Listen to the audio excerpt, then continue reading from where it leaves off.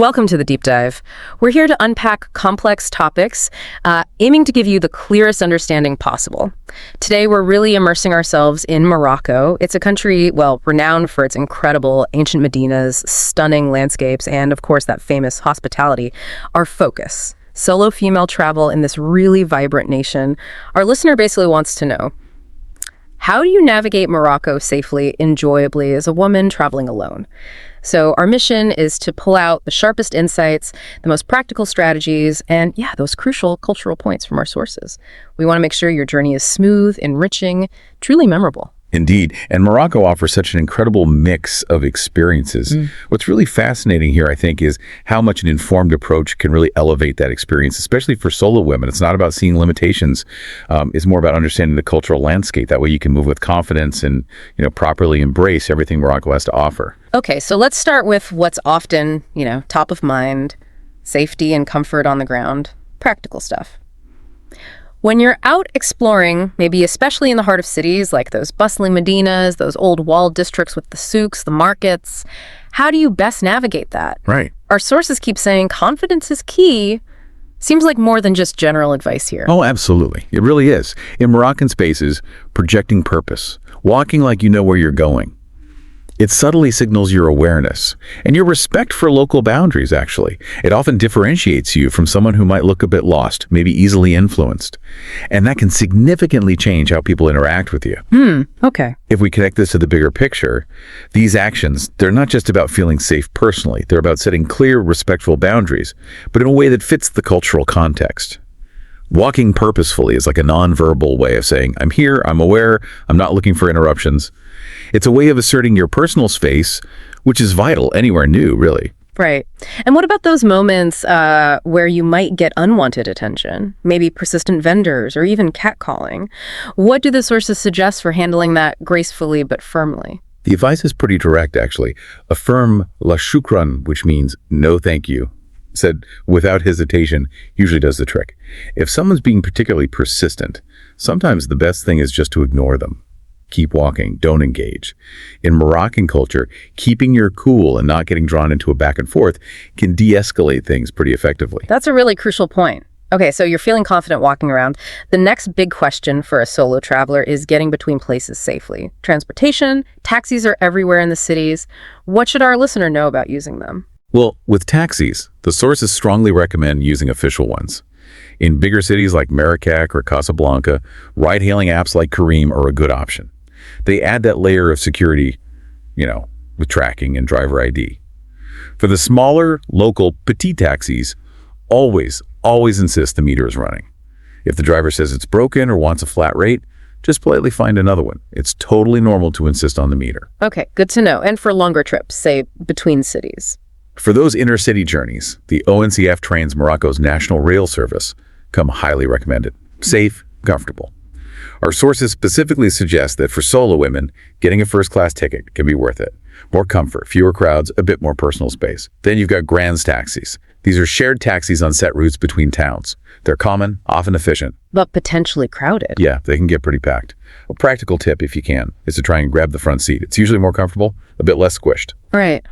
Okay, so beyond just moving around, where you stay is obviously critical for feeling secure and comfortable. This raises an important question, doesn't it? How can you proactively pick places that really prioritize your comfort and peace of mind? That's absolutely fundamental for solo travel. The advice here is pretty clear. Always check reviews, specifically looking for feedback from other female travelers. Use platforms like Booking.com or Hostelworld. Traditional Moroccan guest houses, called riads, are mentioned again and again. These are usually old homes built around a courtyard. They offer this private, calm oasis away from the busy streets. Many are family-run, which often means a naturally secure, welcoming vibe. Good locks, often 24-hour reception. And if you're thinking about hostels, female-only dorms are often suggested as a really comfortable and secure choice. It creates a nice sense of community, too. These choices really shape your whole experience. Yeah, those intentional choices sound like they make a huge difference. And some of the most empowering choices, it seems, are places specifically designed to make solo female travelers feel welcome and safe. Here's where it gets really interesting. What do our sources say about specific spots or experiences like that? Oh, there are loads of examples. Specific riads and guest houses across Morocco get shout-outs for having really female-friendly staff and great hospitality. Like in Marrakech, Riyadh BE Marrakech and Riyadh Yasmin often come up as being really serene, very welcoming. In Fez, maybe Riyadh La Russa or Riyadh Annata, known for great service. If you're heading to Chefchaouen, the Blue City, Casa Perleta is often highlighted. And down on the coast in Essaouira, Riyadh Emotion gets good mentions. These places aren't just accommodation. They often foster a real community feel and understand solo female travelers' needs. That's incredibly useful. It sounds like it's not just about secure locks, but a whole welcoming attitude. And talking about unique cultural experiences that are female-friendly, what about the hammam? That's such an iconic Moroccan thing. Absolutely. The hammam is quintessential Morocco, a place for relaxing, cleansing. And what's fascinating here is how these traditions offer unique spots for connection and relaxation in a safe, often women-only environment. While lots of public hammams have separate sections for men and women, some are totally women-only, especially the more traditional ones. So in Marrakech, you might look for Hammam de la Rose or Le Bain de Marrakech. Popular choices for women. Fez has Hammam Ernisi. Casablanca has Pacha Hammam. Just be prepared for the deep exfoliating scrub.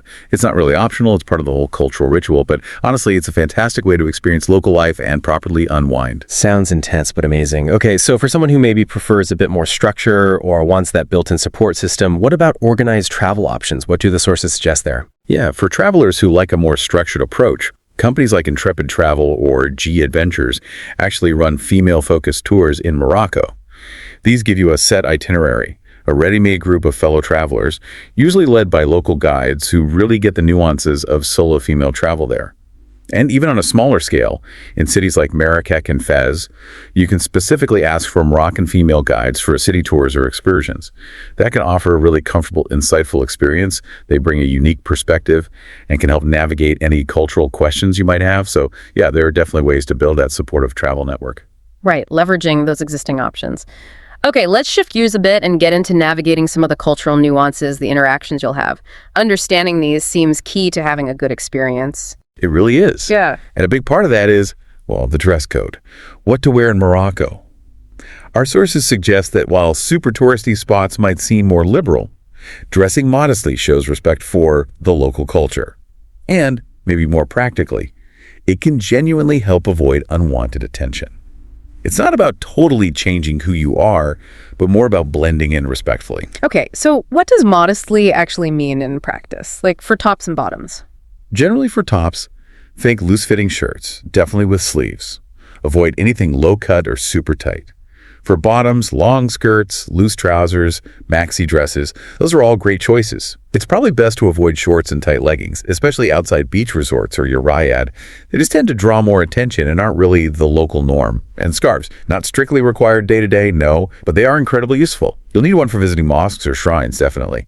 And sometimes they could just help you feel like you're blending in a bit more if you want to. That sounds like a practical approach, balancing comfort and cultural respect.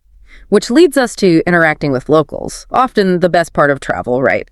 But what should our listener know about Moroccan hospitality versus personal boundaries? Moroccan hospitality is legendary, genuinely warm and welcoming. It's a beautiful part of the culture. But it's important to remember that personal boundaries might feel a bit different than, say, Western norms. Handshakes are common greetings. However, it's generally best practice to avoid hugging or doing the cheek kiss thing with male strangers. This raises that important question about navigating genuine friendliness versus perceived signals. While people are incredibly friendly, there's kind of a subtle cultural expectation for women, especially traveling alone, to maintain a certain reserve with men they don't know. It just helps avoid any potential misinterpretations. That's a really key distinction, isn't it? Understanding that warmth doesn't always mean the same boundaries apply. And sometimes, even with the best intentions, unwanted attention might still happen. Our sources actually offer some quite specific, maybe even clever strategies for this. They do. One that comes up often is wearing a fake wedding ring, and maybe casually mentioning a husband if you're dealing with persistent flirting or unwanted suggestions. It's not about lying, really. It's more like using a widely understood social signal. It just effectively communicates unavailability, using cultural norms around marriage to gently deter unwanted advances.